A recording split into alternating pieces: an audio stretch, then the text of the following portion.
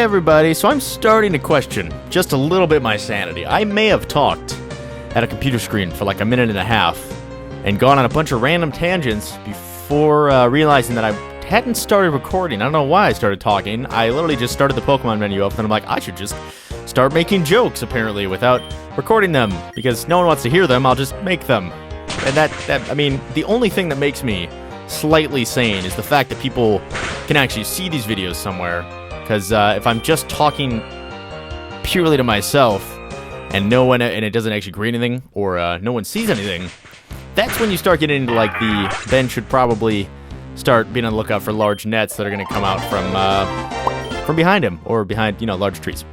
Anyways, but what I was saying is that I was explaining, which I guess is less of an effect now because I'm already most of the way through it, is that I didn't take the coward's way out and fast travel in some. Oh god damn it! Well, also we have Sandile again.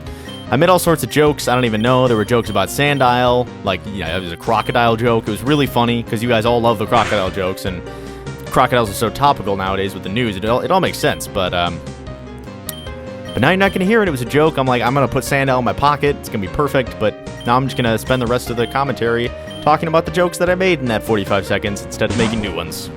Sounds like a good plan. But anyways, I was just explaining how I was hoping maybe, I'm always looking to expand or change up my Pokemon team, so I was thinking maybe we'd find some more Pokemon, although all I've run into so far are like 18 Sableyes, which isn't exactly what I was hoping for. Hoping for maybe some Pokemon that I know or want to use, but the Sableyes are persistent. They don't want to be left out, so they jump out at every turn. A Sableye? Oh my, I think this is my 5th one that I've run into now, but you've only seen 2, so you've treated yourself to a special occasion. The special occasion where I keep having Sandile in front, and I don't switch to anyone else because I'm not actually paying attention, which is always a good thing. And I guess Panda fainted, but I decided not to heal him up.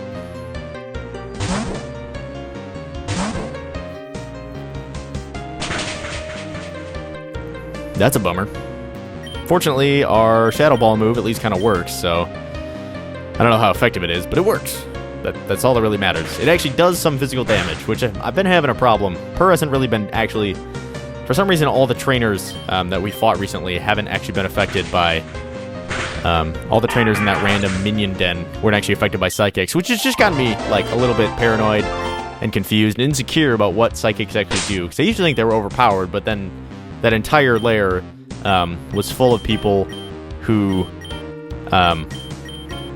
Pokemon couldn't be affected by Psychic, so I was just confused and anxious, and things went horribly wrong. But hopefully, god damn it, it'd be nice. I mean, even if it's a terrible Pokemon, I can run into like what's a terrible Pokemon?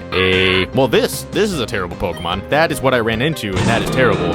I could run into a Metapod, and I'd still be like praising the amazing random Pokemon finder in this game, because it wouldn't be a Sableye, but no, the game decided not even to give me the honor of a wondrous Metapod, who I would totally use all the time. Instead it gave me that thing, but thank God we're finally out of there. Hooray! I'm sure now that every trainer I'll meet will just have a team full of Sableyes. Like somehow, they heard my complaints and they just changed the game. They're like, you know what I think Ben would enjoy? If every single person that he found had Sableyes, and the trainer sprites were changed to Sableye sprites, and all of Ben's Pokemon changed to Sableyes. And also, Ben was Sableye. You are Sableye. Yep, that's basically what's going to happen in the game now, because of the fact that I just don't like Sableye. It's going to spite me. Anyways, let's open the obnoxiously loud PC system. And we're going to deposit our Bugbat. Hopefully he can take care of any... he's a flying dragon. I forgot he was a flying dragon type. Anyways, you didn't learn any flying dragon moves, so you're going in there. No, I don't want to... Can I just move him down? Oh, whatever. And then we are going to take out our shiny... Some people told me in the last video that the star thing, the red star, means that it's a shiny Pokemon. I kind of assumed shiny Pokemon would actually be shiny. Like, I know that's going on a limb there. We got Terrar. Oh, yeah. Okay, I was just trying to remember why I named him that, and then I realized it was the terrible, he's a terror, because for whatever, I guess he was terrorizing the village, and Terra, I think, means earth in some language, Latin, probably, or I'm making that up. At least in Ben's version of Latin, Terra means earth, so that's cool. So we're gonna put, Terrar. God damn it, that's a terrible name. Whatever, he's now in our party. And he's shiny, theoretically. Doesn't actually look shiny, but maybe it's like, because, you know, he's a rock. He's got some, like, rock dust on him, so... once you scrape that aside, he gets, like, that dull metal sheen. But this gym should be open now. Yeah, there it is. We're actually making some progress. Oh, god damn it. I was about to say we're making some progress away from the stupid fucking blizzard desert, and we walk into the gym, and they apparently left the windows open, so... What the hell? Oh, I can only walk on rocks? Actually, that's okay. I don't really like the sand, so... This is inappropriate. I feel like we did this in the last region, but... I'm actually okay with it, surprisingly. And look, it's just... Wait, there are wild Pokemon in the gym? Is that a thing? Are we not in the... He did actually sparkle there. I didn't notice that the first time. Also, I don't know what these moves are, but they're kind of cool. Apparently, that move makes the enemy Pokemon dig a hole, which could be mildly uncomfortable for some Pokemon who don't have, like, large, sharp claws or digging implements, so it's always a good idea to use Rock Slide on other Pokemon so they dig holes. Well, that kind of sucked. I'm kind of hoping that Dragon Breath will yield its purpley fire flame and take out Sandile. You never know, though. It did paralyze him. That's kind of nice. That's probably, like, a normal Terrar / Steelix wouldn't do that, but I feel like a Rock Slide isn't going to do anything to this guy's sand, but I will try it one more time. But it's not very effective. But because he's shiny, he gets that extra, like, paralysis. Like, they're paralyzed, you know, the sun just... Even though I guess we're inside. But we've already established they opened the windows, so never mind. The sun just glints off of the weird sand crocket, or off the weird multi-rocked Pokemon who I named Terrar, and then paralyzes the opponent. That was a weird tangent. I don't know why I went into that. Are there trainers here? Hello? Excuse me? Hello? I was informed this was a gym. Unless this is literally just like a working out gym and like there's some equipment that's gotten buried in the sand, theoretically I should be fighting some trainers of some sort or something. Although the nice thing about keeping Terrar in here is that he doesn't actually get buffeted by the storm, so I'm not going to use Screech because that's the worst move ever. Oh, apparently all of my moves actually make them dig holes, so that's good. That's a nice side effect, because that means that none of my first moves will hit, so that's perfect. That's what I wanted. Cool, just keep using Dig. Yeah. Although it does look that even though Terrar is one level under Sandile, and is super ineffective, and Sandile's super ineffective against, or what the hell am I saying? Super effective against him. It does seem like he seems to be, like he could turn out to be the tank of the party. I don't know, he doesn't have that much HP right now, but he's not taking that much damage, so at least his defense is pretty high. And he keeps paralyzing people with his shininess, so... All these things are, like, positives in the Pokemon world. I really, again, none of these moves are going to be that great. They found the one, like, sand Pokemon... Wow, I thought that did better, but I guess he's paralyzed anyways, so... Ben can make incompetent mistakes, and it still works out for Ben, because Ben has Dragon Breath, and the Sandile is just amazed by my shininess. Okay. Hey, look, it's the... Is that the gym leader? Or is it just going to be like a series of weird portal... We did find another Pokemon, Sandslash, which I might have considered if I didn't already have a beautifully shiny Steelix, so we're going to use Dragon Breath. And, you know, I have a feeling, seeing as we're in a raging sandstorm, and all the Pokemon so far have been ground in sand, even though sand's not a type, that it's probably not the best move to use Terrar here, seeing as it's the gym leader's probably going to have Pokemon that are pretty effective against him, and then he's going to be pretty ineffective, so...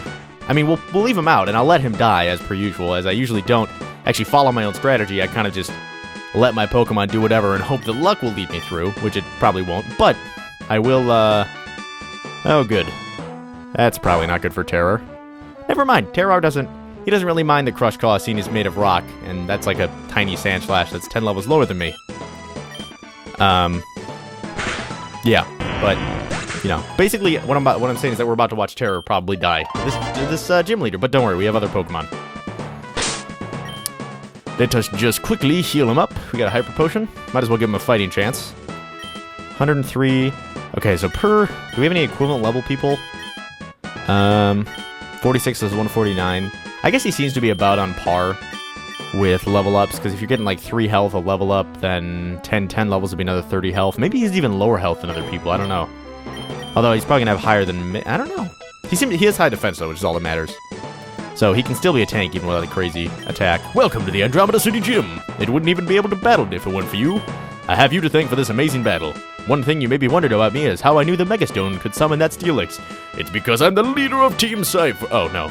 Allow me to spill the beans. I also have a Megastone. Just because you helped us doesn't mean I'm going easy on you. I also don't know how to use Megastones. Do I have to use it in the battle? I'm gonna check my inventory. That person has a crazy drill, which I'm pretty sure they might use if I win. So maybe I should throw this fight so they don't, like, slaughter the 8-year-old child who's trying to fight them. And is involved in weird ecological... I don't think I can use this, unless does it use itself? I think Dragon's Breath is called for here for some reason. I've always said, when you're facing a mammoth swine, just get a dragon to fight it. And if you don't have a dragon, get a large pile of rocks who can shoot out the fire of dragons. It's a common saying in my household, for some reason. We have a weird household. Not really sure what's going on with it.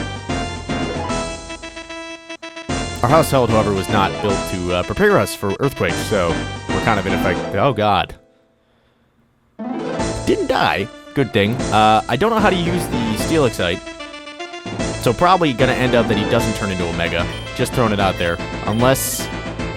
Is there some way, like, no... I see the Steelixite. I mean, it's apparently... It glows near... So I guess it's glowing in the bag. Which is nice if it's nighttime and I'm looking through the bag for stuff. Because it's kind of... I got, like, a nice little light there.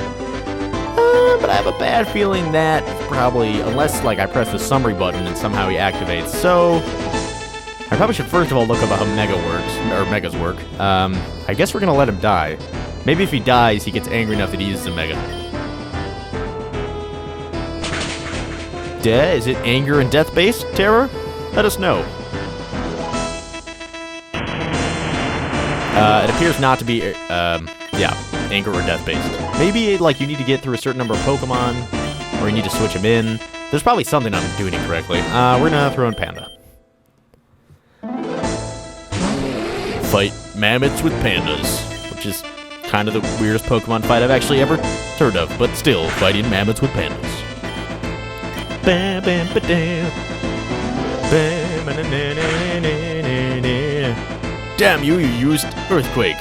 You knew the one thing that could destroy the panda's ecological habitat, besides fire and locusts and humans and just pandas eating all the time and destroying the habitat themselves. But other than those 4 things and the other ones I didn't mention, you knew the one thing that could destroy their natural habitat and thus render the pandas endangered was an earthquake. Actually, truthfully, an earthquake would probably knock the bamboo down and make it easier for the pandas to eat it, but still. I guess it did damage, so that's how I'm going to justify Panda taking damage.